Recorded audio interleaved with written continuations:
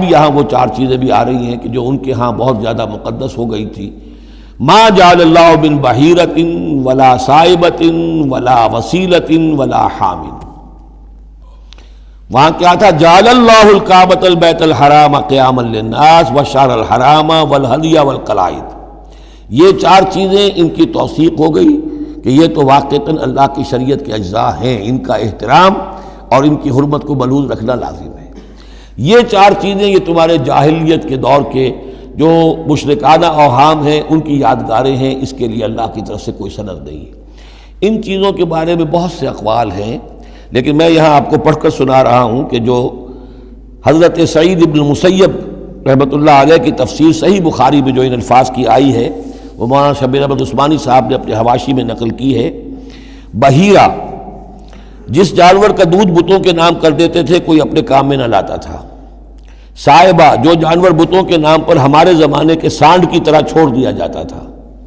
وسیلہ جو اونٹنی مسلسل مادہ بچہ جنے درمیان میں نر بچہ پیدا نہ ہو اسے بھی بتوں کے نام پر چھوڑ دیتے تھے. حامی نر اونٹ جو ایک خاص عدد سے جفتی کر چکا ہو اسے بھی بتوں کے نام پر چھوڑ دیتے تھے. تو ان کو چھوڑ دیتے تھے کہ اب یہ کوئی ان کو ہاتھ نہ لگائے، کوئی ان سے استفادہ نہ کرے، نہ ان کا گوشت کھایا جا سکتا ہے، نہ ان سے کوئی خدمت لی جا سکتی ہے، یہ محترم ہو گئے. تو اس کے لیے فرمایا ما جعل اللہ من بحیرۃ ولا صائبۃ ولا وصیلۃ ولا حام ولکن الذین کفروا یفترون علی اللہ الکذب. بلکہ یہ تو وہ لوگ جنہوں نے کفر کیا وہ افتراء کرتے رہے ہیں، جھوٹ گھڑتے رہے ہیں، اللہ کے ذمے یہ باتیں لگاتے رہے ہیں. واکثرهم لا یعقلون ان کی اکثریت جو ہے وہ عقل سے عاری ہے. وَإِذَا قِيلَ لَهُمْ تَعَالَوْا إِلَىٰ مَا أَنزَلَ اللَّهُ وَإِلَى الرَّسُولِ اور جب ان سے کہا جاتا ہے آؤ اس چیز کی طرف جو اللہ نے نازل فرمائی اور آؤ اللہ کے رسول کی طرف. بمصطفیٰ برسا خیش را کے دی ہم اوست اگر بہو نہ رسیدی تمام بولا بیست. قالوا حسبنا ما وجدنا علیہ آباءنا.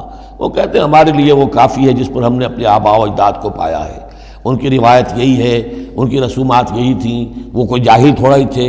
آج تمہیں عقل آئی ہے، تم نے دین سمجھا ہے، یہ ہمارے بزرگ جو ہیں یہ اتنے عرصے سے یہ کام کرتے چلے آ رہے ہیں. یہی باتیں آج بھی آپ سنتے ہیں. کسی رسم کو آپ کہیں کہ بھائی کوئی سند نہیں ہے اس کی دین میں، نہ کہیں صحابہ کے یہاں اس کا وجود تھا، لیکن یہ کہ کوئی چھوڑنے کو تیار نہیں ہے.